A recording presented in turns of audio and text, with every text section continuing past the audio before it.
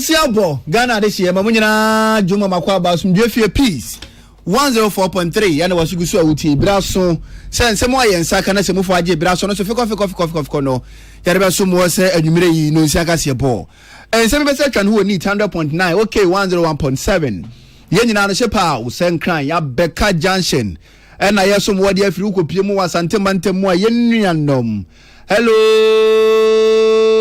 Kasebo okremu ana 101.5 radio stations ne Dawson Ghana ena monone woni na ebuama Kasebo yi ebi edu abobo ano social media platforms ahodo no so Kasebo ya edija wo so akọ peace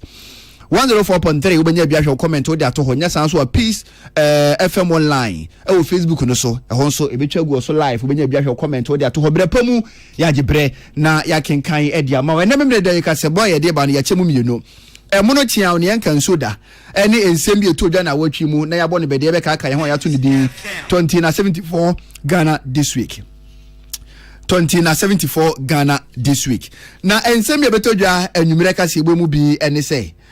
additional so for be de tira kasa e de atodwa sa aban be fa technical and vocational education policies ahodo so de aboa na Ghana ye disua ho nsem atumi afa ne ntoma pa e de afira abia na musifo mesina hudu mu no mpenifo afirase bobo wondin enam so ma ndis amanyoko ni mpenifo watebo amanten e de to ndis amanyoko ni mpenifo anim se ne wapoto na afia na ya na wonchini se odibom waka se onimu won ho ene onimu won so wabere omoja ni di aboa ma ndis ene wadi nkunim ti se aban bebu obi din se mesina na musini a won consult wo mo ono musi nkonwa na won kira aban ni pa wope enye sa na aban bo obi adi sa kekede a ene won so obetu won hofo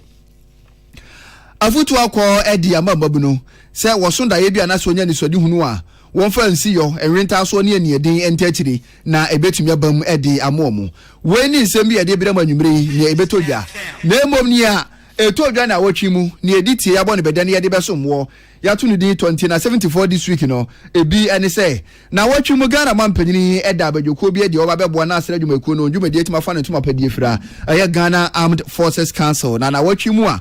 odin se dwumadi afirase ye na wachukro ya mu ena Ghana mampanyini edi atombe nimfo kuo Ghana Bar Association ekuo ni mpenifo anim se aban a wobuo edi asom Ghana sompa no se mpenifo ti akire na wo hunu se sintobi ekoso a ema won tenafa konfo won sanche odamirifam won se kire won se aduasam yeru na won kasa fanfa ho esanse eno ene amamuopa na wachukro ya mu no o mampanyini da panyini a obeda de so da assembly common fund adwumadi ano na wode to Ghana fo nyina nim so panyini woni mi no woni mugidie pa nto ogidie se dibire wode ahye ne nsai obedi so ye na atumi afa ne ntoma pa edi afira na Ghana Armed Forces Council na wotwi mo mampanyini da wona die no Professor Jane na opoku agima Ghana mampanyina be die cheni won titena ni na prof na wotwi mu kasa ebo mampanyina no hoba se dibire wode ahye won sa na obeso mu obeya adwumaden abo mo Ghana yempuntu a yetimu no akoso na atumi atena ho no musa na wotwi ya mu ena Ghana mampanya be die chire opanyini wotwire ngoma bi na okopie mu wasie bi na woda na die no de tudwa so owura efremamo opanyini waboa Ghana popa ya mamre ya manie ya duane ya kasa ene yetima bo ho ban na kyese awawan ya besi na opanyini wosi ye hina ni munyam papa prof eka opanyini ho asem na wotwe emu weni nsem dodo na so eni todwa na wotwe mu eni edoso papa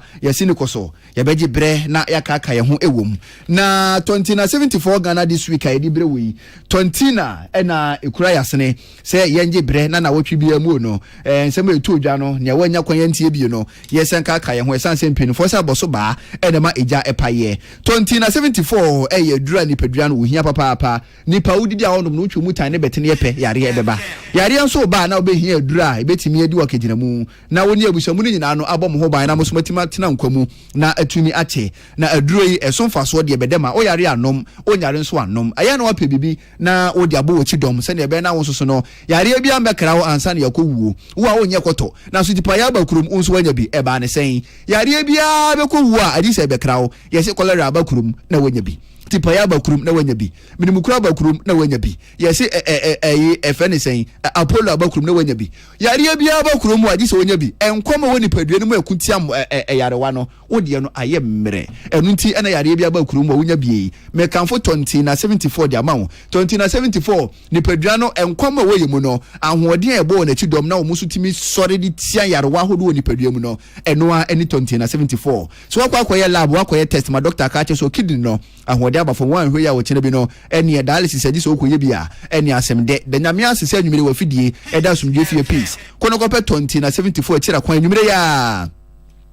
sa se na nonom Sako hospital ho mu biem doctor beka akira wo say wo kidney no ahoɔden abamu no eche tetebotan yare bia ne ho no betima betena mu biem say kidney mu ha wa hodo nko ade a 20 na 74 ɛna mekanfo de ama wo hepatitis B and C ekum ni pa chen yare ko de wo HIV is ɛno ntini say hepatitis nko a na che say edi unya kodokopɛ 20 na 74 na nonom say ye B say ye C esuro 20 na 74 say oba ko fiche na fie adum chese wontimi nkwadwuma na pese woni obi asere kopɛ 20 na 74 chira kwan emma wanum bie no ode bo neighbor ne pulum ne busan se wonim 20 na 74 waka se anepe bisan se wate se fiche ko mu hawa hodo 20 na timi ni pa na san ne sitie obedi ho adanse de akere wo ye oba nko na wo ko fiche na se wote ya wo se bempredua san eboro so ewo wase a obehia 20 na 74 endemu yare wa hodo STDs esuro 20 na 74 say enema bunu esu ni ban bi aba won so woni ba oba kwa kodi ehia na so ne be kodi ehia bo wo ban o se tofe yehwane ho ansa ne dia na se yedi ne woro odi ne woro na ede na chese waka ne sa watra sa keke ne oja no hoko o chene bi na yare aba o to ho no wusu bema oba se wo pese odi na wote ne de na se obehwane ho ansa na wadi a na wabɔ ho ban obɛbɔ ho ban na nyetedua mu wɔ ha na wo pa kono kopɛ 20 na 74 chira kwan me say obɛkɔ aba asundue mu 7 free enya ade a ndam yare wa hodo obɛkɔ akɔti bi de ayɛ wo ho da wo hia 20 na 74 candidates is white and as odi poa say yapo pa aya busama no won kan kyerɛ wo se nyakopɔ bɔ ho ban se wo ba na quite candidates odi epo ni ma de kura no de nyame ase se wonim na ebi so na nyama de se be sie wo aboboa no a wo be brɛ papa anse de wetima di so nkonim na se mpo wanya bi ana pɛ so bɔ ho ban de free white and as candidates ho a wo be hia 20 na 74 obusu hinimu obɔ wasa ma obusu nyina yukuru 20 na 74 ebɛbɔ papa high blood sugar high blood pressure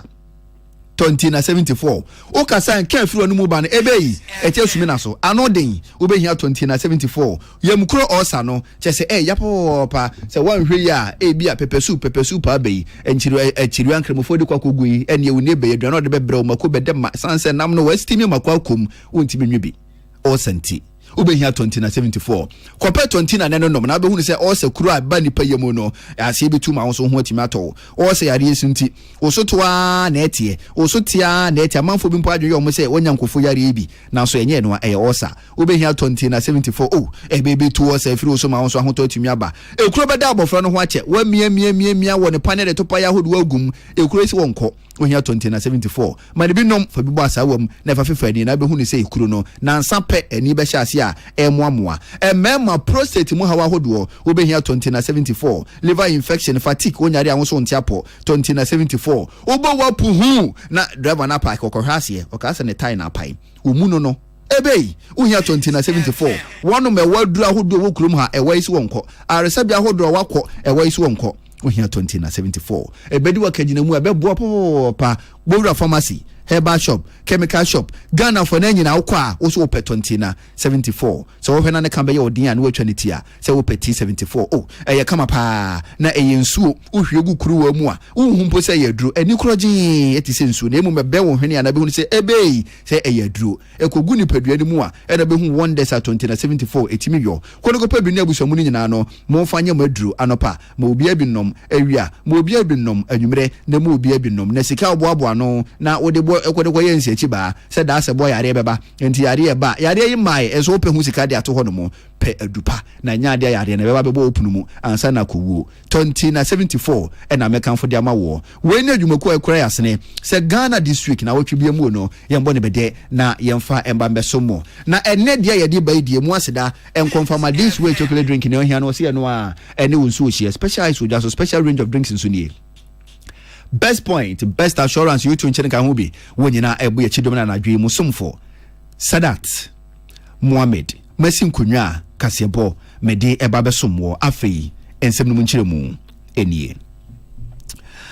Adusuafo no wagye ntete e Takoradi Technical University wawie mpenifo agina so aya amamre ne amane ase adusuafo yi wodi eja won kwan na we ene ne etoso adununu mu adusuafo agye ntete wie Technical University mpenifo ya amamre ene amane na wodi eja won kwan na dwumede ya se no mpenifo agina so tonsa e de fere adusuafo afo abedi ekire Dr. Clement Park amode ne monyam kopie mu e wase bi urumanyamfo ne kasem no na wo kire mu se aye Technical Vocational Education de e do man Ghana bamba papa na ND samonyu ko waban so do hunu so befa sanhihye so na watumi dia boa se na be na nnwuma ho nsem o my Ghana mu no ani betumi adane na menya adwuma nye yatumi adi so nkuni mu o my Ghana mu owura Clement Park ka se na wotirim se NDC ba ye National Education Forum oda na die no okọ o my Ghana fo na nyina akwaje Ghana fo adwen no Ghana fo kan sisi people say technical and vocational education ene no kwan no se mpenifo mo mani di akira a ebebo papa ma nnwuma bo o my Ghana mu enwuma kwa wodo wo Ghana penipa ukobisa se Ghana fo na momonten so adan na wo mfa bi a wo se nipa ne de wo monten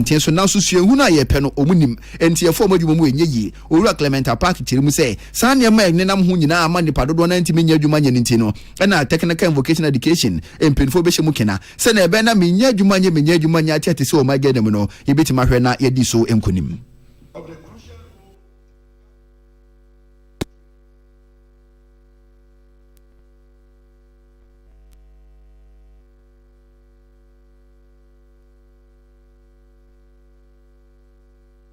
of industrialization, job creation, and economic development. One of the key outcomes of the forum was the urgent need to bridge the gap between TVET education and industry demands, ensuring that our graduates are equipped with the relevant hands-on skills required in today's rapidly evolving job market. In response to this, the government has intensified efforts to align TVET curriculum with industry needs, ensuring that graduates are not only employed but are also equipped with the technical expertise to drive innovation. Eno akire no na urumanyamfo Clement Park opanyin wo se kasa biem ede yato adusuafo a waje ntete awie no opie monten so anim se wo ba mu betena fa akwanfo nsan hye do merifam ade obi mu adwumanye ansa na won satima ko na no wo se ND samanyu ko ne de nhye 24 hour economy ba enti adusuafo yi won fa san hye so won fa nkreti bibi se na be na won so betima banfa so ede ma won abusua ene o my Ghana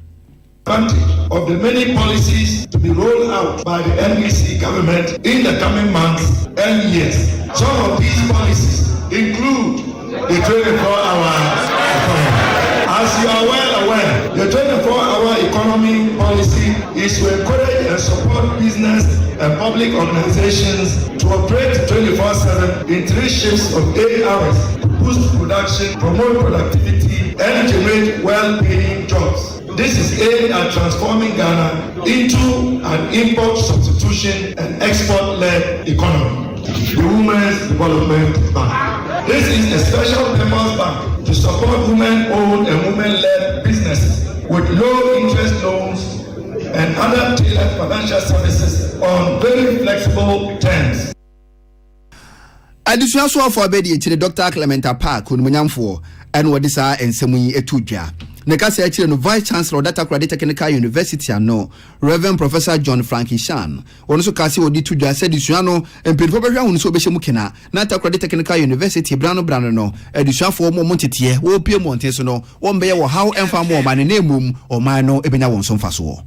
delivering quality education, fostering robust industry partnerships, and equipping our graduates with the knowledge and skills needed to excel in their chosen fields. We pledge to uphold our mission of academic excellence, research, innovation, and community engagement, ensuring that today's graduates are well prepared to make meaningful contribution to society and industry.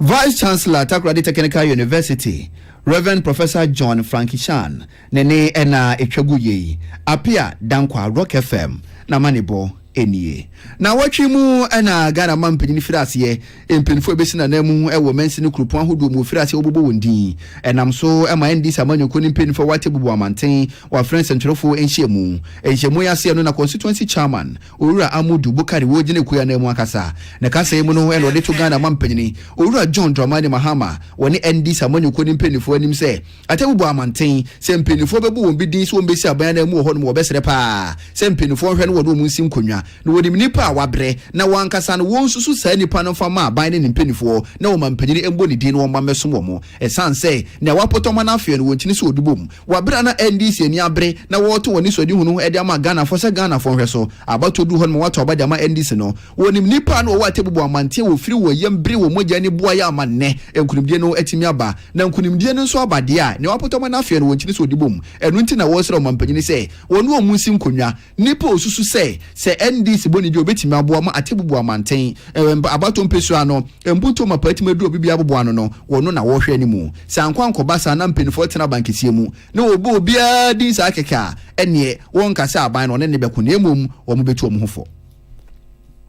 Enioma ba ku mienu bi enko yie emaye ewo party no mu ye yi ti no wan kasa ho a yiwe ibone kwan a de mpanimfo free national e de efa so ewo atebebo amanten enye nne ena saa nneoma no ehya ase free 2016 ena saa nneoma no ehya ase enne ni abetodwa list na e ba ye no atebebo amanten ya ma obi edi me as a chairman no enna mi nimo obi a ye ba bebo ni din se on be MC ewa atebebo amante ye ni se nipa miensa na ready ko ye na on pe kura na national mon consult ye ye ni e wo fie eni enim obi a esese odi akonwa ese entisa dia minim executives ye be fa ye ho adwo party ni ye be dia ato sanse ye party ni aduma kura ye be ka no omo mfa Owura Amudu Bukari wo constituency chairman Edema NDC amanyoko no watebubu amantia bato mpesu aso eno ode saa ensemu yi etudwa ne kase kire ne chochorofo edema NDC wo mpesu akro no aso Nando Francis ono so kase ya wo sere na nano mahemfo se ne yakoso no obesere paase mahemfo wonfo wo hunjim na se MC dibre anase mensiri penifo dibre na wo hene obefo tetefo na wo fere we ne yepe die NDC penifo sala baraka e watebubu amantin obesere na nano pa se we die wonju wo humfirim Emrevia NDC beba power in the selection of your leaders or constituency no mono any ahimfo no yenti ahimfo edi omonsa awurawura yasemu concern nipa na beba bedi constituency nani 2024 asan bedru na se esan pase yi MC ya the same ahimfo esan di omonsa ana abewura ye party nsemu akọ national say ya appointee bunini a omonisiri ni entimi nya atebubu amantin na tribalism abem adeba ko amisa di ya o ewo mimu ne say your party leadership from national chairman general secretary and the president ankasa ye ni omo andi ni yi eduru appointment a omo mfa buo e ma atebubu amantin constituency kama omo nyina ya omo campaign no omo promise ye we need elections a ye constituency executives together with opinion leaders in the party they be decided nipa obeba bedi anim as MC ya we ni we no narrative no assistant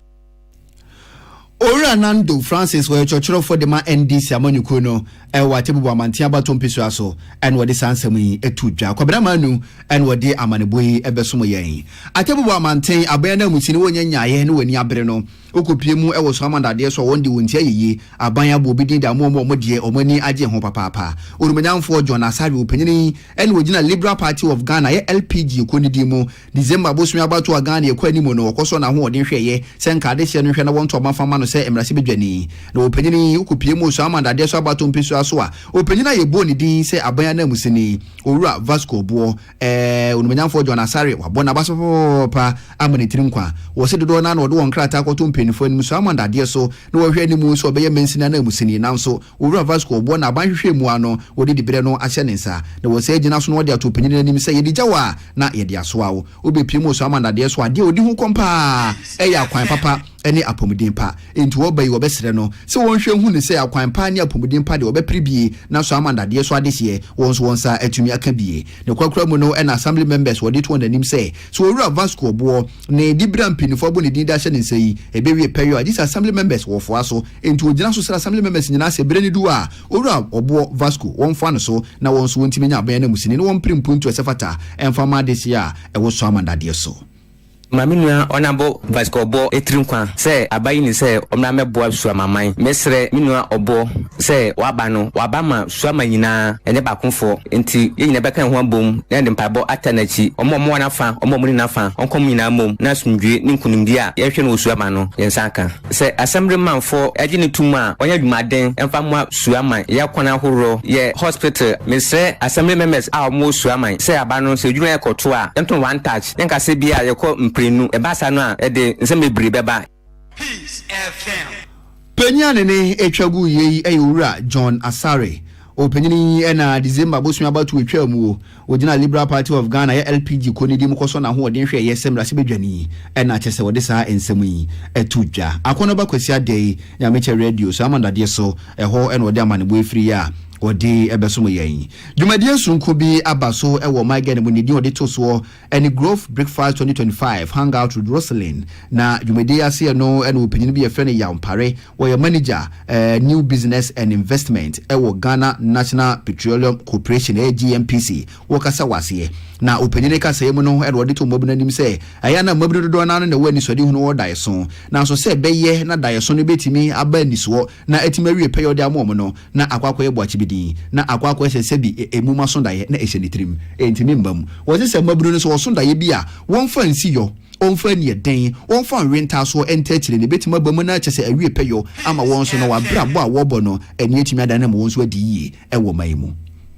Oma who didn't know be a woman be say a deal where Namape. I mean, I've seen a lot of young people out where my say no person we are dibia. Everyone young boy be a free Juma about so bad driving in one divine class so America go school. The Benamins many and now when I do America. Just say the Bianoka, nothing to see here. A church exam for the first master's course and a passing. So he was so determined. They be not no machine. Yes, and a grand number for 1 million now for show them nothing who Jim now see here. And now be Pia Ban will say with the time, with the mere ashim, because now when you win that so be a say on Saka signing that so.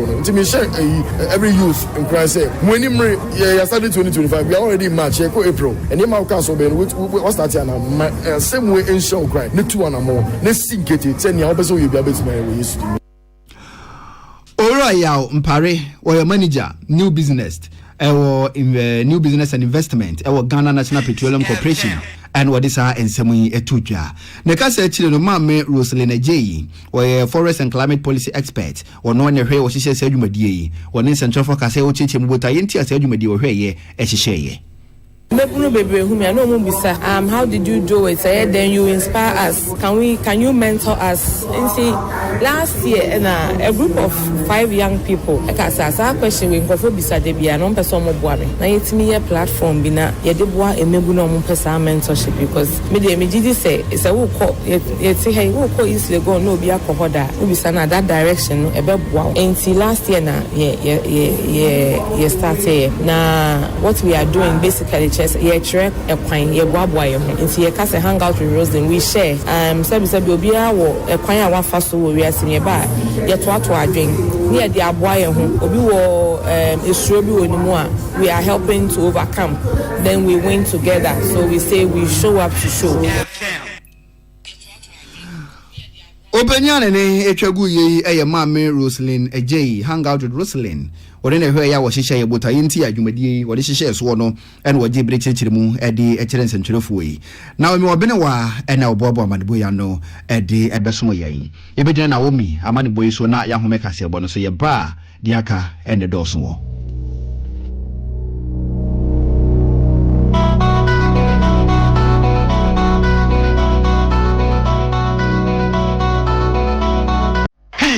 FM tontonte yanu nsane afadwen na afadwen mpa say na nananum say brebi beba ama tonti na 74 upa ye simple T74 abeye adru tonti na 74 ana T74 asachi yadwene asina nanum dodo so say de na dodo bua ma nanum enyare basabasa no saa na tonti na 74 ana T74 ebu anipadua no ema immune support enti obi onum bie no abrebia ne ho dendenden tonti na 74 yinso yaye no sensuo krokro wa kama enti baby a wonam bia watimi de wade akọ samene wa ankefi na kroi eda no nko na wie ye wa bra mennom T74 se mennom tonti na 74 menya hodin mennom ne dabia T74 yi eye hahama ene ye de aye na DHC ena aframa na ye kamasa no T74 ahodin ni apomuden ko a wo ko pharmacy ana ba bi eto no bia ubenya tonti na 74 yi biato T74 yi enye ma oba wa fafuro ana obi a o ma nufuo ana se obi a onya mfie dumienu eto phone 050-162-8931 and a 0246-073-498 FDA agi etwedie nkratwe atom. When the sun is set and the day is done, by the end, the whole chain will be gone. From dawn to dusk, we fast and meditate. It's time to break, do charity, and in unison feast together. On the 5th of April, we're giving out 5,000 pieces of shawarma, 5,000 bottles of free soft drinks to children in hospitals, orphanages, street children, the poor, and the needy. The Shawarma Charity Ball is brought to you by Deluxy Paint, Syntex Tank, and Napa Foods, Heaven Mosquito Spray and Coil, High Life Drinks, Grandmama Granite Paste, Photo Me Mike, and Pot One. The Shawarma Charity Ball. We care. Peace FM.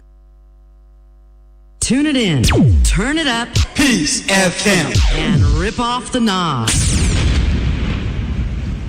74 Ghana this week and na yedru so yin sembi eto dwa na wotwe mu ne editi ya bone bede na yebeka aka ye ho na aseda enkoma 74 and the T74 and ase 74 chese ebua Ghana de she papa na se na medi kan aka ye no se kidney mu hawa hodo a mesra wo se ma me papa kono kope 74 chira kwan na ebebo papa we no chese eye edura eboa enkwammo a woni paduane mu na ekutia yarewa ahodo wo yarewa no meyeye onyare nso na no mu a eyeye bebo na sisi na abo ho ban e de fin yarewa ahodo ho na kidney yare e no akwaso akoye lab akoye test ma doctor aka kire say o kidney no anwode wo ma bafo mu a na meka fo 74 de ama se kopebi na no na afi sa ko hospital ho no mu bi mo ye lab na your test wi doctor beka kire say ye kidney e ho den echebo hepatitis B and C per 74 obako fichire feji adum ye wa wote na ya na no den per 74 endemu yare wa hodo wa kwa enko per 74 candidates white anase wodi pon amenu aba per 74 se oboso ene hinwa 74 high blood sugar high blood pressure 74 okasa nipa mu a enye na obi kata no hwene obi ekonachi nso asema wo kenka ede esumase muntimi nka bi ekura wo wotirimu na ma okasa enken firo no mu ba na no oden 74 o sayare 74 ekure beda abofre ho ache ma me papa kure beda ho ache wa ya ntumi nko 74 prostate enlargement prostate mu hawa hododo na adwa wonda na obi adabi kane yi presso na dan ura na ufiri ura na chese nyina no Johnson kwa na Johnson ne sa no prostate no hawa bam ohia 74 onyaro nso a wonti apo fatigue 74 liver infection chronic cough nyina no unya 74 beboa ebedu akaji na mu papa wo ye bema per 74 na nonom wo ye oba per 74 na nonom na be hu ni se e free utrinwi so ebisi wo na yase enema ni asase ye dane na wo be hu se ampa so wa ye kama papa na ye kasa ahofe ye ton store obeti ase enye ne awode fa ni paduane ni nkwa na wani paduane ayefe aya na wanu madupa e de egu ni paduane mu 74 na mekan fo de ama wona be ma mpo waye mere e wo keteso a na wape 74 kire kwan e secret e be bo papa bowura pharmacy herbal shop chemical shop Ghana for na nyina 74 onsa e betumi akabi ma wudin kire amode aba no e dos papa na we ye first half ye wi a na ya bowura Ghana this week no mu na chese ya bowura na adwun kire na second half nso ye de atoa so e de aba mo ma anya ne sa adwun kire dodo na no ena metwa eja fufida no ya sase eniti yenye de sei na nakwa mo aboate na blokoma central odie ena medi efrase wo se special greetings nkoma abanga Yakubu Fuseni aka NPP abanga obi abedidi peche NPP National Youth Organizer hopeful was a president wa sha ase so person chief justice edifidi honomo na so enyade a ebegina wo se we no ase wo ya amonyoni a na abanse sabape na tete de nse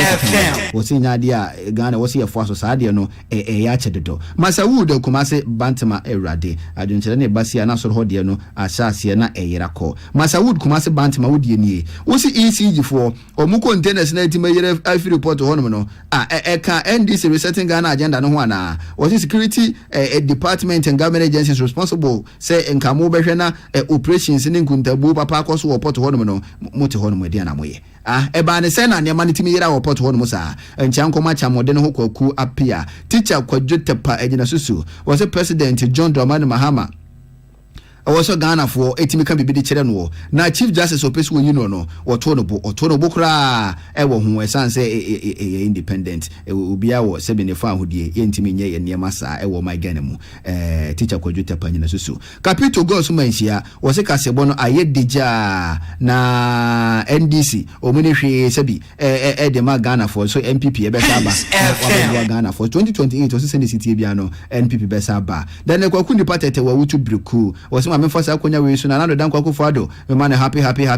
birthday osonya me nshira enka ne Ghana mampina na nado papa wo me nyafo yujuna he wo se encha sonko enko emfa emawo na ekwamo aboate ma di kan kan wo de dan kwaku ni patete won so de na me kai se me kenkan ne nansen ase ho no mu yi na asemo mo de baba so sia na manfo de ameka na ye den amisko spelele kaswa aka Dr. Bawumia beba 2028 wo se ebeye saboni se NDC be pam Chief Justice edi free akonya no so na ma me ba ye se adwuma no wo ye enti die mfum so pa na wa ye enti a ne pa bi pesi ye no well urumanya fo Mavis Hawa kum se nka me pepe National Women's Organizer o se enchia soronko enko emfama fu se ni salifu amena se o se bibi ekoye bo pa under President John Dramani Mahama enti Ghana fo munta muchuku esanse President Mahama be die mo FM and what dear no so ebetu mu Jane Meche George behold be bold was happy in the fitter and comma in Kremofo nyina wa Ghana for na me jina Kremofo nyina dimu na yaje so na usu OPD ewusu nyane was NDC corruption or mote se ba final form was e be den na NDC maka kire se ECD containers apem ni akire ayira na mo behu den na yira ye na ye den so na mo behu na se ayi OPD containers yira ye nyene yira ye NDC biresu na yira ye was voting for NDC and his doom so friend is JDM no ebe ha Ghana papa onumenyan for Kate na ya Amponsai Jare bono regional second vice chairman na usu OPD was here in Chasun confirm Erica Khan was minu Sadat and me chapa papa major so Abu Abbas was NDC government when you ready so be fight galamsi into na to abade ma NDC and ye wan kasa ojirije fantastic go be for se Sanyo so was Ghana's biggest problem pa no NPP party was say Ghana be hwe ase a NPP and we Ghana hwe ase was one do nyanko beka kire Ghana for se munyina mukaka muhumbu NDC anase NPP mo fancheme mo ma NPP in opposition for 30 years na omo fa nsu ade sense mo opposition aya na omo boa too much se hwe Sanyo so was happy birthday enkoma wono ane ho ene too much wonkwa so yankopon wo nshira papa Crespo fufu nso die nie was me hwede mo se President John Dramani Mahama obebu wura Richard Kodjo wasa wudin se MC atmango biaja North emfa emayen Crespo fufu ono so ne die wodi ebetu mu eno no na adwunchira ba no edos until first half no aha ena me DBCA mo amoso mo dia kabo beba mo homode na second half no media to aso edi amamo bright asamo se mansa data obon homode pa me hye hase boko ena mehwe wo great Alex e was sehwi adabokrum was news no ayedeja e wo boafo 89.9 FM sehwi adabokrum eno ntino boafo FM anwumre yi enchaso nko every piece fidie mu hanomo enko emfama mu nyina e wo sehwi adabokrum majo first half no ahana medisi dia kan second half no be beto aso edi amamo Ghana this week esunie na watwimu ena Ghana mampanyini ada edda abadwoko bi edia obabeboa na asra dwumaku no omudwumadi atima fa ne ntoma pa edi efira Ghana Armed Forces Council na nipa enso ena abadwoko wo so Ghana mampanyini owura John Dramani Mahama kasaye wodi to abadwoko yanim se wonhwe hu ne sa asra dwumaku no kata se dwirim krono bi a amanfiri ba sha ase ne wodi hu nkoma wa asra dwumaku no behwe na watu ase. The strength of any military is built on the foundation of discipline, integrity, and ethical leadership. It is not just the weapons or the size of an army that define its effectiveness, but the character, morale, and professionalism of its personnel. Ghana has long prided itself on having one of the most disciplined and respected military forces in the world. Ghana Mampany Ura John Dramani Mahama na wachi mu wodi saa ensemu yi etuja na wachi kure mu no Mampany he de tomra nim fonka bomukuo Ghana Bar Association anim se wonhwe hunu se amamu a wobuo yi se bibi nkoye wo mu a wontena fa kono wonye na emum obesikire won se dwesam yenu na waka ho asem. We know the Bar Association is a very prominent association amongst all the professional bodies in Ghana. And you have been strong advocates for the rule of law, for respect for human rights, for respect for the Constitution, freedoms, and all that. And I believe that that role you play is important for our society to progress. Ora John Dramani Mahama Ghana Mampany ne ena etwagu ya asemi be dead na watwi mu Salamati Kuku Pentel ena wode ebesom yei na watwi koya mu ena Mampany ebu Owura Michael Harry Yamson din se panyini obeda District Assembly Common Fund na foto no no wakasa di to just panyini wodi ne papa na wo gidie se di bre oda hye ne sei obehwe no wo ye ni ye magana for enya somfaso. The administrator must not only have a deep understanding of governance and public finance, but also possess the leadership qualities necessary to drive efficiency, enforce compliance, and implement reforms that enhance the fund's impact. It is with these high standards in mind that I decided to nominate Mr. Michael Harry Yamson, a seasoned strategist and governance expert whose extensive experience makes him well equipped to navigate the challenges ahead and reposition the District Administration Common Fund as an effective tool for decentralized development. Ora John Dramani Mahama Ghana Mampany ne ena etwegu ya asem nyina no ebededi na wotwi emu na wotwi mu Ghana Armed Forces Council abedwafonso ewo so Mampany da wona die no o Mampany be die chere Professor Jane na Opoku Agyemai ene de wona no setetenani maame ekase obo Mampany no ho ba se di bire odi ahye won se obehwe hu ne so obesom yi wayo no yi na abo na so Ghana yetimuo no akoso na atena ho no musa. As a council, we accept to serve diligently, loyally, with patriotic zeal to reset the Ghana and reset the Ghana Armed Forces too, to ensure that we have peace, we have stability for our beloved nation. So we want to ensure that the Ghana Armed Forces retain, sustain, and even extend its reputation, which is established globally. We are very proud of our armed forces, and we know that they have even further to go. Ghana Mampany abedi etire Professor Jane na Opoku Agyemai Her Excellency ena na wotwi mu wode sa ensemu yi etudwa Patricia Sefa Fisher ena wode amaneboyi ebesom yen na wotwi kroya mu ena nwoma bi ampanifo bi atwero Efremamu nationalist poet and theologian 1899-1995 nwoma yi woda na die ewo enkran wotonsa de fre Ghana Mampany abedi etire Her Excellency Professor Jane na Opoku Agyemai modumanyamfo yi na ne monyamkopie mu ewo ase prof kaselu na wotwirem se Owura Efrem Koku Amo wabo Ghana popa brebi atwemu na kwasibroni di Ghana so enye kwasibroni bodwa Ghana ni woni hwan se ode Ghana fade kopie mu ase na so Efrem Amo etimi frantoma na kyese wode tudwumadi ya ase oboa ye mane Ghana ya mambre ne ya mane se ne wo ho na nya bika dia na opanyini wo se Ghana fo yeboni din na ye hye na nimonyam wo so hwe yankasara ya saseni enwomu a opanyini tworo de to ho yen yara ya saseni ya boarding de mayen wo se enye nwom sa keke Ghana ni sa wotia wo yem eje wo pram e kire wo se nipa bia beye bi e de ato ho no ma adrume ne won so se ye bi e de to aso. For far too long, we have allowed aspects of our own culture to be seen as obstacles. At many fora have raised the point. Everybody tells us the negative aspects of our culture. I believe we all know that. It almost became a refrain. And I asked myself, will somebody talk about the positive aspects of our culture? So we all leave thinking that we don't have anything going. We need to raise that dialogue and ensure that yes, we have challenges, but we've also had successes. Ghana Mampany abedi etire Professor Jane na Opoku Agyemai Her Excellency ena na wotwi mu wode sa ensemu yi etudwa Patricia Sefa Fisher and what they amaneboy ebesomo yen bebra kakra ni na akopie mu asantemantem adwadi bia blue light jahwenhwe bi to ho amanfo japade ahye esemoni ensese ka kire na wotwi mu enkane gara mampenya be de kire otu franka edema NPP amanyoko no Dr. Alhaji Mahmoud Bobia ne dom akopie mu ewa asantemantem adwadi bia ho no mu a o kire adwadifo were ne ka se mu no e wode to mpenifo nim se Central Market Project ekejetia adwadi bia kese no obesere ndi saban se wabai wonhwe na phase 2 no wonwie enfama asantemantem adwadifo we share video mu ena mihu metie papa bi o say o jom ha 21 years ashi na mikase mintina ankran meba ha na mabehwe say de etie na mama obia shedding mama mu yako na uhwe say de ba ye no a yenim adekra ema we bae ejano ebae ebi mo se dum so ebi mo se electrical fault.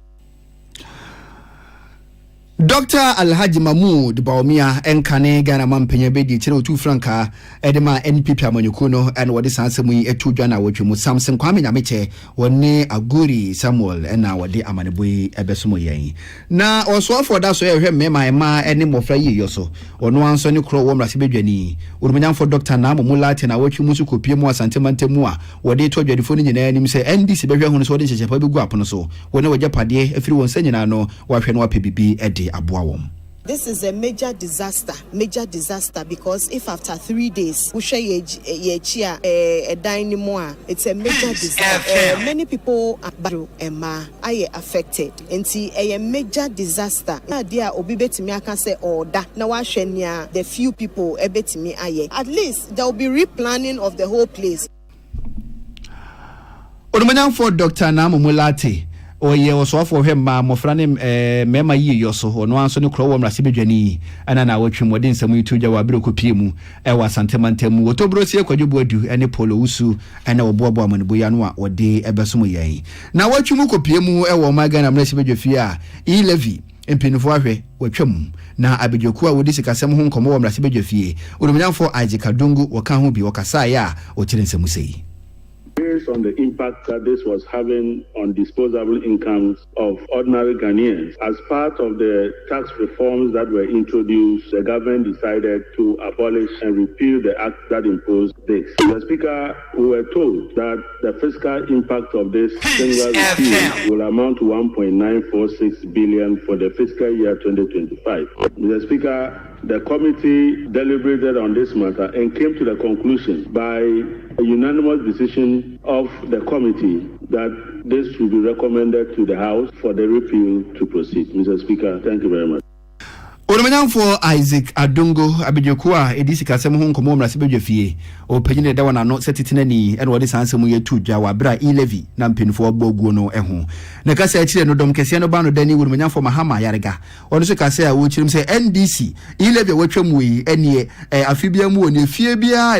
electronic transaction otaye bie no beboa sika be 2 billion Ghana cedis ene obenya ede atonde futuom. The deduction will no longer take place and government will lose close to 2 billion Ghana cedis. But the 2 billion Ghana cedis that government is going to lose will now come to Ghanaians. So in effect, individual Ghanaians who ordinarily would have lost 2 billion Ghana cedis will now retain their 2 billion Ghana cedis.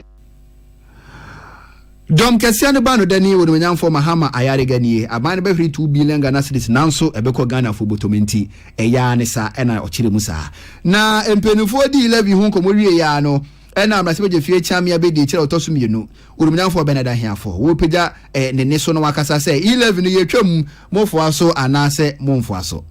Unseconded, and it is for the consideration of the House. Honorable members, motion accordingly adopted, and the Electronic Transfer Levy Repeal Bill 2025 is read the third. Honorable members, the question is those in favor say aye, those against say no. The volume of the work is making me heat up. Honorable members, the ayes have it. An act to repeal the Electronic Transfer Levy Act 2022 Act 1075 and the Electronic Transfer Levy Amendment Act 2022 Act 1089 and to provide for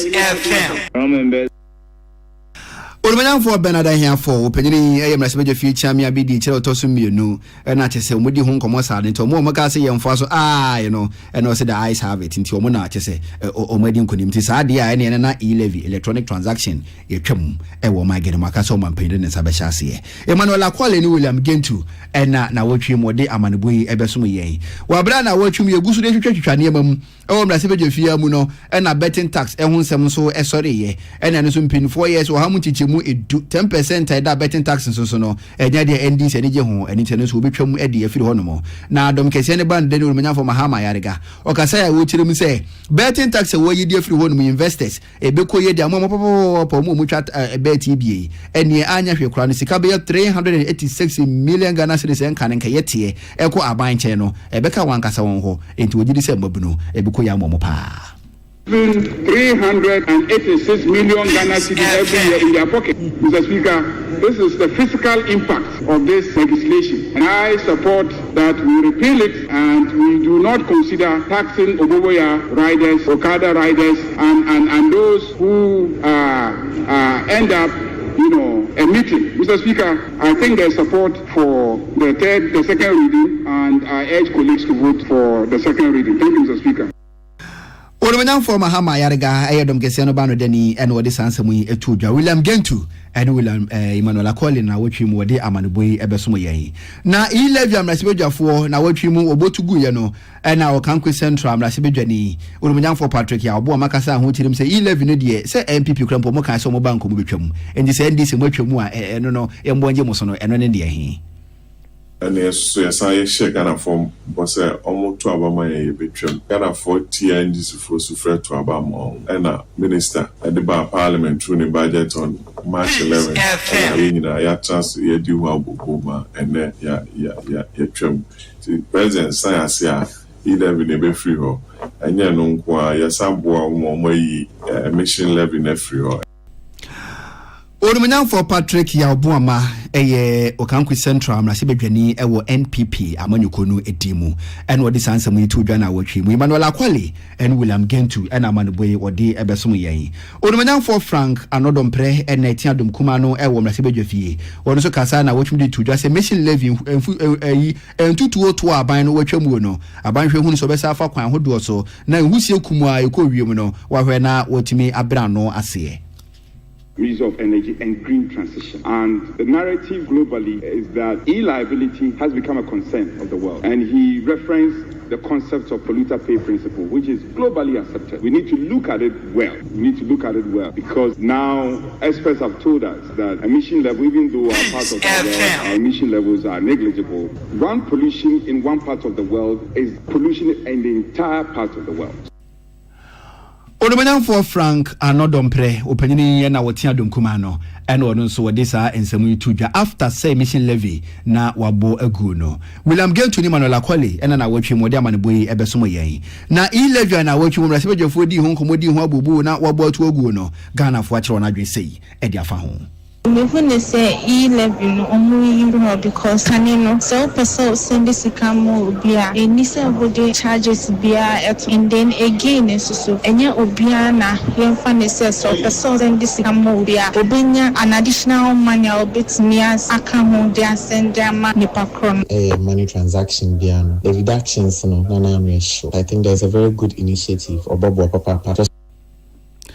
Ghana for being a chira wona adwen ewo e-levy NDC aban watwamwo eho esa na watwi mu na aban mra nim ni panyini Dr. Dominic Ayeni friends and trefo nhyiamu na kasem na wo chiri mu se enka na panyini kwancherefo a na woda National Signals Bureau no owura akwabena adubu ahe Ghana yesoma no so wonkoto cyber defense software system bimbra $7 million opanyini saka sika no pe eno ha mu chichemu adununum 25% pe ODS adwuman 75% aka ne botomu surudu na wose opanyini wa bo Ghana kapo pa ba konfo $7 million 75% unkwa yefunu yesen wose aban no ehwehwe no. In his capacity as director of the National BNC, Mr. Edubohe on January 30th, 2020 signed a contract on behalf of the government of Ghana and the National Security Council on the one hand, and on the other hand, an Israeli company called ISC Holdings Limited. The contract was for the purchase of a cyber defense system software at a price of 7 million United States of American dollars. Let us call this contract the GOG ISC contract. Na enu atire no na Dr. Dominic Ayini saka sa bim di tuja. Sa ensem wa yekoso no ene obeho kasa wie pe na domkuma no ba no dani odumanya fa Alexander Afanyo Markin so friends and trefa ko gina baabi na wono so kasa na wakasa me kame akwesa afede na nompo ye ti abambofo na no ene owura Dominic Ayini etirim se enya ade a obehwe odumanya fa Alexander Afanyo Markin sa amana se bimpreduasa waye no ho se mrase bedwani ahye mrase bedwa fie nachi mrase bedwa fo ataade achi no wakeka nsem bia ope e de fa abambofo ho sa e wo magane mu enti wonhwe yi na ensem a Dr. Dominic Ayini kokobo de ma owura Afanyo Markin e na so amemrase bedwani odumanya fo John Darko so ka say chirim say as owura Dominic Ayini peso ono na dum kuma no na wo kan de ato odumanyamfo nanim say elpun so kra wanom na enye nkwan anche na twam won tena ho e ma ndisi fo hunuhunu mo en da o tena so ka ho. We see the attempts to belittle the immunity granted to parliamentary speak freely on issues of national importance as very important. We are aware that parliamentary immunity is not absolute. We are aware of that. It has its limits. But we shall not be intimidated by threats of defamation suit either from the Attorney General or from his assigned. Odumanyamfo John Darko so amemrase bedwani ena na watwi mu wode sansem etu dwa Emmanuel Kwali ene William Gentu ena wode ebesomo yen won santwerefo nhye mu ahodo abambre nimfo panyini owura Dominic Ayini frefre ye no ena legal practitioner lawyer Bernard Oredu Donko won so kasa ho na watwi mu ewo premto breka se boss won kameramafo ena wo chiri mu se aban be fre owura Dominic Ayini be fre santwerefo nhye mu adwuma awoye wode betu Ghana fo nyina nim saade ohuni se ase ugina nkrani mu na tutu nkrani wenya ya na nkeno de opinion no wontwentwen so ansa. In fact, Attorney General and Attorney General be can bad president. It's because we are needing Attorney General organ and we are both Attorney General and Minister of Justice. We can't say Attorney General Minister of Justice. I just don't be a lawyer. I will work with you. I don't know how to make sure and then I will cook. Lawyer Bernard Oredu Donko ena na watwi mu wonu kwabna mafo twetwe komo prem to breka se boso ena ensem sei odi etudwa na sansem kuro ya hono na nam so apanyina wakasa edema NPP amonyukuru ura Richard Ahiagba wonu so tirim se Dr. Dominic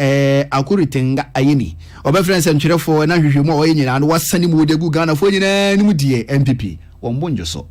The question we ask, ladies and gentlemen, is why the Attorney General is not going to court, but rather going to the media. Ladies and gentlemen, the answer to these questions are one of two possibilities. It is either the Attorney General lacks confidence in the supposed evidence he has to withstand the rigor of trial in the courtroom, or that the media trial is part of the government's grand agenda to defame its political opponents. Communications Director Edema NPP Amanyukono Ura Richard Ahiagba ana na watwi mu wode sa ensemu etudwa na watwi mu ana odumanyamfo Sam George Minister of Communication and Digital Technology wakasa dia tudwa so ofri ne dwumedi ase no na ohwa kunkumankuma asese na so ye na ase eso obo ana na ohwese na wonyina alo dwumedi ko na okopie mu National Information Technology Agency a omofotu musika se ne demu a 25 Ghana cedis ana wase na 25 Ghana cedis etimito wachimpo okrom ha na agency mu a mofoto mu sika 25 Ghana cedis ka say na da ho no mu a 830 million Ghana cedis and also how the agency owes 813,486,505 Ghana cedis 89 pesos, but what they have in their account is 25 Ghana cedis. This is the ministry that we inherited. This is what we took over. Peace FM. Odumanyam for Sam Nato George and what this answer me to na watchi mu William Gentu and Emmanuel Akoli and what da man boy ebesomo yen na owura Sam George osaka say bi me di tuja say na nim ho no mo say na Ghana fo nyanim say Airtel to go oman no yato no o say na yenim say oman no ye di sika kuma bi na etoye na o say ekapa ye hye ho no no ene de oman ka ho asema fa nkere Ghana fo na o kire mu sei are enemies of our state and persons who have absolutely no sense of patriotism in them. Because today, I find myself privileged and honored to hold the high office of Minister for Communication. Every action I take, I am minded by my fidelity to the Ghanaian people. So for anyone to have told us that they bought Airtel Tigo for $1 and have taken over the ministry, and ATC, American Tower Company, just one of the companies Airtel Tigo owes, brought us a bill of 1.5 billion. Peace FM. Olumanya for Sam George. Ena wode sa ensemu etudwa. Airtel Tigo o mine to no senya $1.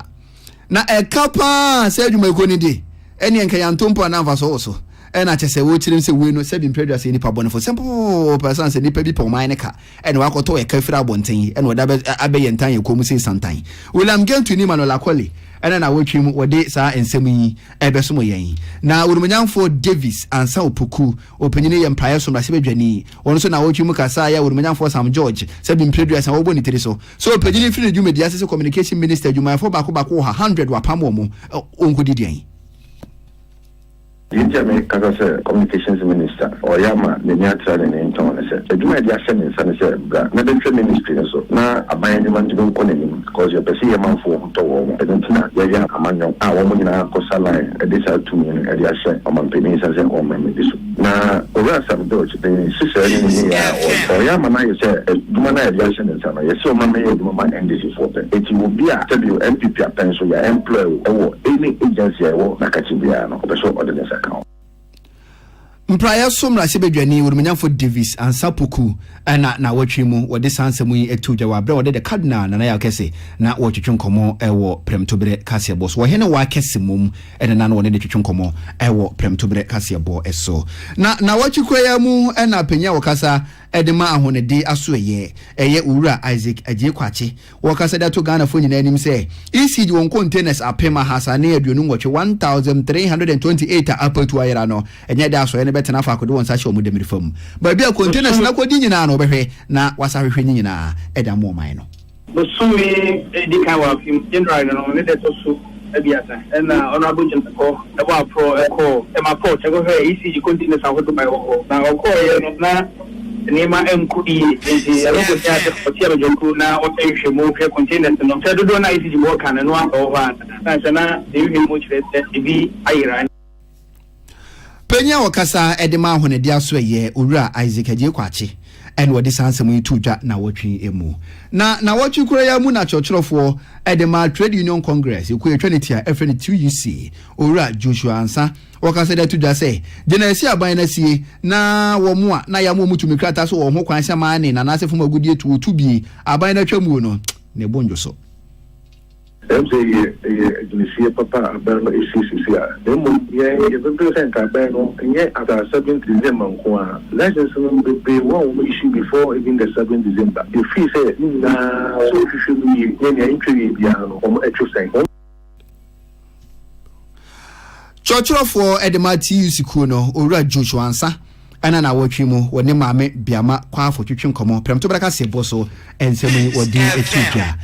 na wotwimu Dr. Richmond etu ahene eba sikasemu opanyini wa be wo muyepo pa wo che na adwende etudwa senke be ya eye Ghana sika krabia Batan Bank of Ghana woni eyi Central Bank wonka won tuma ba kira no na treasury bill a ekosoro kwankwam sa no penifo hwe wondi hu nkomo yentia aban babe aban ho ato na was lesson ne say unim so obabusia bia cost not treasury be 27-28 for every 100 cities bia aban san tia nsunsanso wo ha eduno otwe eka wo ha no nti so timi de treasury bill no ba 17 na je was save 10% but one really Bank of Ghana Jones abego nti 10% ni bega akotimi aka akofa city nsunsanso aba wo ye ho hwe a enye and nti na ye ka say the central government will rejoice while Bank of Ghana would weep because someone nie no mo ntrase na mo hwe de we hwe cost no na we so hwe CD stability. Owura Richmond etu ahene ene wokasa yi na tese central government aban no woni Bank of Ghana nsinkonwa treasury bill ho ondi ho nkomo yi se ne be na eyi etu aya na sesike da so no enhuru nkosoro mane nkwaje Ghana fo nsem ene wo chiri mu sa na wotwe mu ewo premtobre kasebo eso na wotwe mu Blasters of Ghana ekwa akono ene Madagascar oji woni so pa ansa na krampo no na ye dikan ache Chad abuse ya bro mo fenfram mama chese ekuroma ye de na ye che Madagascar it's just first ne e Chad boy na Ghana focus na ukoche Chad na wo hye no a di enwa na waye na adie yi kotokora wawe wo kura una chese wonye hwe nti wo be hye team bia na enye Chad na wache Chad a hye na akoche Madagascar so ne hye na yenhwe na ehunu sa afide wo bobo ampa blasta akoche Madagascar na wasa hye no na Ghana fo ni jepo pa. Oh, me predict 3-0 win for Ghana because I hear your first match 5-0 boys no money was so kakra. Really a bit my either draw game and I say Ghana beats me win. Oh, but Ghana that first no put the draw now. I think say okay my 0-0 now 2-0 against Madagascar. You draw your best my because you said you win but you win your corner. You say kunya draw kra. A bit my I maintain in there. The next match no near win at home. But about to be in there, can you win ever win? Because Ghana for be ne na etwagu ye musomfo Sadat Mohammed ni ana ne kunsuko jo krum si peace news ye no size or been blessed or se man Sadat se hwe benchema me bo abaso or man Ghana as a galamse kuno a political talk keke amanyofo yi ye ba ye bekọ o de manu pe na be hunu se obekọ na se wonko o se Ghana fo ye se de ya bere ye ninte Dr. Alessampa ben wonumanya for Richard Champion MPBA East daddy Champion Chason kon confirm mo capito go so menchia o se mente Ghana fo asi o na nya 3 months pe na NDC ba ye na mu complain say na NDC no enya mo na moto abade mo munja na NDC adwuma no mo be ye mu fa pressure bi ambeto mo so Martin Jan enso edienie domi abra o se President Mahama ne government ka se atwam fantastic weather force wo de maken kan wo de ba ko dada wo first half no emu Martin Jan wo de na saba o se President Mahama ne government no o mama Ghana for sesi form enchan koma me lovely wife Esther Ajimai Kofi Asare enso de nie o se nyankopon wo nhyira di papa na happy birthday so nkoma nkan Ghana mampen na dan kwa kofado o se nyankopon wo nhyira wo o se by the way Kofi Asare me ntiase yi ewase ho no mo me ntiase Kofi Asare odi a odi ebaye no wo se owo sehwe akontombra enchankoma pious Kwame Nkoa wo se enchasonko enko emfa emano madwenche no mfangum na me matonte na 74 shout out me ba mabekle third half no edi efiri ho no mo Elda Moses akismi sehwe bekwai wo se enchasonko enko emfa emao 2074 mindi ho dance emfa mawo se wei eye dura nkwame woni paduanim ne hia enti so betimi akon yade no wadi sunkunimu a obenya 2074 and Ronaldo's wo dwa so na so wonum na wo se o kidney 2074 na American for the amawo kono wo pe 2074 na kidney no so hawa ba mu a nom T74 be bo hepatitis B and C esuro T74 say oba ko fichira ya wa wo tena ya na no odin 2074 oba ko fichira fie ja du muntimi ni agoro na wade wa agoro ko fane den achi wo hu ani so amawo 2074 oba pe binu mu ate na ko fichira asebi ebe ba boko endemu yare wa hodo ati ate se o ma Ghana mu se na ye huni ntemu ankanye anu nie wonya 2074 be ma no wo bai wonya 2074 be bo pa ukodi agoro na wo ambo ho ban a bra na benum 2074 oba on so ko ye no wo ambo ho ban on so bra ba T74 na monko no no mate na be huni se endemu yare wa hodo away mo be disunkunim Canada say hamma 2074 eni aduro no ayana obuso ehinimu wonya 2074 high blood sugar high blood pressure 2074 kasan ke fru anu mu ba no ayana no odin 2074 echiriwani awie wanti manya bikramuni aden oseme wo osa enchira pa na afa ho sei wonya 2074 pena no no mwate afida wonso achiriwa obetimi ayebi ekuro no waya intimi nko obehia 2074 prostate mu hawa hodo obehia 2074 bema eka yitu ye nche ye na so ajo nso 3 aden mu a the cardinal na ya kese ne ma meyi okoja the cardinal ye wonam kwanso awoba basi yitu me ha me nche ye na so obi ajo nso 4 dada e wo kwanso da be na bedu kumasi ansa na obedu nkran e na wa ajo nso be galon ba ko wohia 2074 nye be na no mu a jonso dodo ne be ye firi ho no ma sembe jina brane liver infection ahodo ohia 2074 wonyaro nso awonti apophatic 2074 e wa kwanko 2074 pharmacy herbal shop Ghana for na obenya bi na wanom mesi wonya bi na no mo ho mema na mo hairline asase a epepa no o hairline kama first na nka hwe picture bia o hairline ejinam kama as a center line now so ene left and right honom no hairline na shase ewurum edi nyina na epepa ko petontina 74 na ndom na be hu se otrinwi e ba cha fu kama mema na mama jo se ntimi mfu ye no obehwe na kakra bi na efu abajo se na se honom sa ase ayi Petontina 74 na no na wajo se na beba ba ma oni abajo se Petontina 74 na won se emanwifu pa wani achimwi na ayi mapampam ne hairline nyina no Petontina 74 nya bia beboa wo o mowe ugina na apu enkanka na ye ma no aya na amanfo de na o mo hyehyehye no umpe nka wonya ya wawo de no wugina na natural na aye kama na so ugina na apu Petontina 74 na no na behu se o mowe no krampo no ahode beba mu kama pa wani kosua obi hu a ase wufira haban mu na eba ase ganja farm onso so onye sa de ebi so woni de bia si kokokokoko Petontina 74 na bo so woni kosua no ebi fita yaduro wo yare anom onyare nso anom na obehu ni se ampa ye waduro ne waduro na so aduro magani so se de eno a ene Petontina 74 ne dodo mu anu afrem penifo 0246 073 498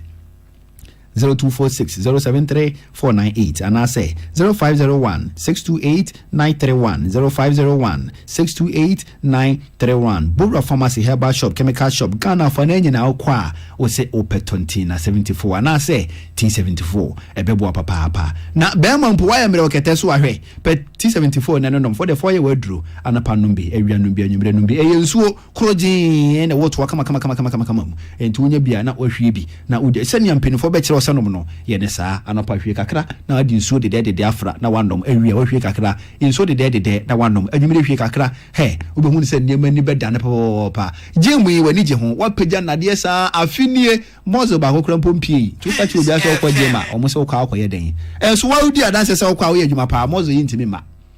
enkoto supplement ohia T74 ebeboa me say 1 week pe bo se mozo no asha APP kama